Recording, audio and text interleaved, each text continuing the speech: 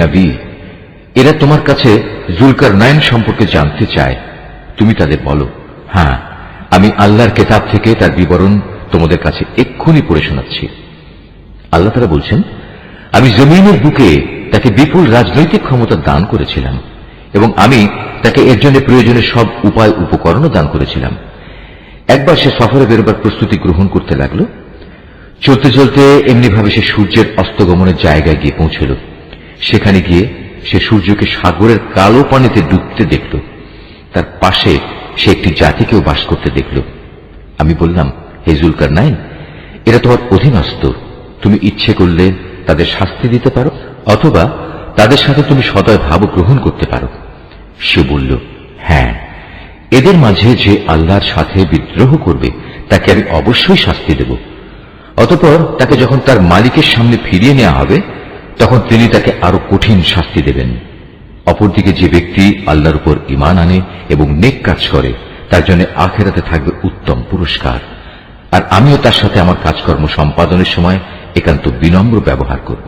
অতঃপর সে আরেক অভিযানে পথে বেরোল।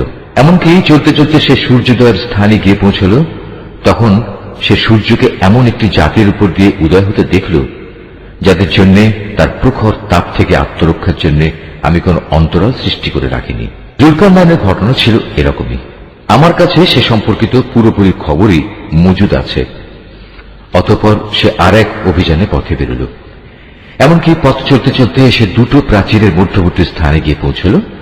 দুই পর্বতের মধ্যবর্তী স্থানে পৌঁছে সে এমন এক সম্প্রদায়ের লোকদের পেল যারা জুলকারনাইনের কোনো কথাই তেমন বুঝতে পারছিল বলে মনে হল না। তারা অতি কষ্টে তাকে বলল, হে বাদশাহ জুলকারনাইন, অবশ্যই ইয়াজুজ মাজুজ নামক দুটো সম্প্রদায় এই জমিনে নানা রকম বিপর্যয় সৃষ্টিকারী। এমত অবস্থায় তাদের থেকে বাঁচার জন্য আমরা কি তোমাকে এ শর্তে কোন রকম একটা কর দেব যে তুমি আমাদের এবং তাদের মাঝে একটি প্রাচীর বানিয়ে দেবে? সে বলল, কোন কর নেওয়ার প্রয়োজন নেই, কেননা আমার মালিক আমাকে যা কিছু দিয়ে রেখেছেন তাই আমার জন্য ভালো। হ্যাঁ, শারীরিক শক্তি দ্বারা তোমরা আমাকে সাহায্য করতে পারো। আমি তোমাদের এবং তাদের মাঝে এক মজবুত প্রাচীর বানিয়ে দেব। তোমরা আমার কাছে এ কাজের জন্য লোহার পাতসমূহ নিয়ে এসো। অতঃপর সে অনুযায়ী তা আনা হল এবং প্রাচীর তৈরির কাজও শুরু হল। যখন মধ্যবর্তী ফাঁকা স্থানটি পূর্ণ হয়ে লৌহ স্তূপগুলো দুটো পর্বতে সমান হয়ে গেল তখন সে তাদের লক্ষ্য করে বলল, তোমরা হাঁপড়ে দম দিতে থাকো। অতঃপর যখন তা আগুনের মতো উত্তপ্ত হল তখন সে বলল, এখন তোমরা আমার কাছে কিছু গলানো তামা নিয়ে এসো, আমি তা এর উপর ঢেলে দেব। সুতরাং এভাবেই এমন একটি মজবুত প্রাচীর তৈরি হয়ে গেল যে তারা তারপর উঠতে সক্ষম হল না, না তারা তা ভেদ করে বাইরে আসতে পারল।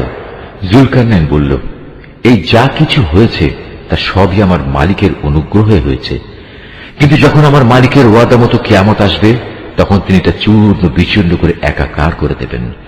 আর আমার মালিকের ওয়াদা হচ্ছে সত্য ওয়াদা। কিয়ামতের আগে আমি তাদের দলে দলে ছেড়ে দেব। তারা সমুদ্রের ঢেউয়ের আকারে একদল আরেক দলের মধ্যে প্রবিষ্ট হবে। যখন সিংহায় ফুৎকার দেয়া হবে তখন তাদের সবাইকে আমি হাসরের ময়দানে একত্রিত করব। সেদিন আমি জাহান্নামকে তার অবিশ্বাসীদের সামনে এনে হাজির করব, যাদের চোখের মধ্যে আমার স্মরণ থেকে আবরণ পড়েছিল, তারা হেদায়েতের কথাই শুনতে পেত না। কাফেররা কি একথা মনে করে নিয়েছে যে তারা আমার বদলে আমারই কতিপয় গোলামকে অভিভাবক বানিয়ে নেবে? আর আমি এ ব্যাপারে তাদের কোনো জিজ্ঞাসাবাদই করব না। আমি তো জাহান্নামকে কাফেরদের মেহমানদারির জন্য সাজিয়ে রেখেছি। নবী, এদের তুমি বলো, আমি কি তোমাদের এমন লোকদের কথা বলবো যারা আমলের দিক থেকে সম্পূর্ণ ক্ষতিগ্রস্ত হয়ে পড়েছে?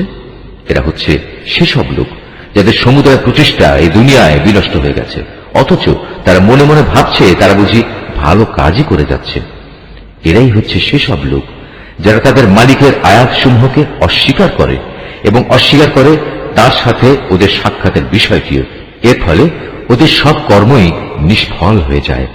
তাই কিয়ামতের দিন আমি তাদের জন্য ওজনের কোন মানদণ্ড স্থাপন করব না। এটাই জাহান্নাম, এটাই হলো তাদের যথার্থ পাওনা, কেননা তারা স্বয়ং স্রষ্টাকে অস্বীকার করেছে। উপরন্তু তারা আমার আয়াতসমূহ ও তার বাহক রসুলদের বিদ্রুপের বিষয় হিসেবে গ্রহণ করেছে। অপরদিকে যারা আল্লাহ তাআলার উপর ঈমান এনেছে এবং সে অনুযায়ী নেক আমল করেছে, তাদের মেহমানদারির জন্য জান্নাতুল ফিরদাউস সাজানো রয়েছে। সেখানে তারা চিরদিন থাকবে। সেদিন তারা সেখান থেকে অন্য কোথাও যেতে চাইবে না। হে নবী, তুমি এদের বলো, আমার মালিকের প্রশংসার কথাগুলো লিপিবদ্ধ করার জন্য যদি সমুদ্র কালি হয়ে যায়, তাহলে আমার মালিকের জ্ঞানের কথা লেখা শেষ হওয়ার আগেই সমুদ্র শুকিয়ে যাবে। এমনকি যদি আমি তার মতো আরো সমুদ্রকে লেখার কালি করে সাহায্য করার জন্য নিয়ে আসি, তবু। হে নবী, তুমি এদের বলো, আমি তো তোমাদের মতোই একজন রক্ত মাংসের মানুষ, তবে আমার উপর ওহী নাজিল হয়, আর সে ওহীর মূল কথা হচ্ছে তোমাদের মাবুদ হচ্ছেন একজন। অতএব তোমাদের মাঝে যদি কেউ তার মালিকের সাক্ষাৎ কামনা করে, সে যেন হামেশা নেক আমল করে, সে যেন কখনো তার মালিকের ইবাদতে অন্য কাউকে শরীক না করে।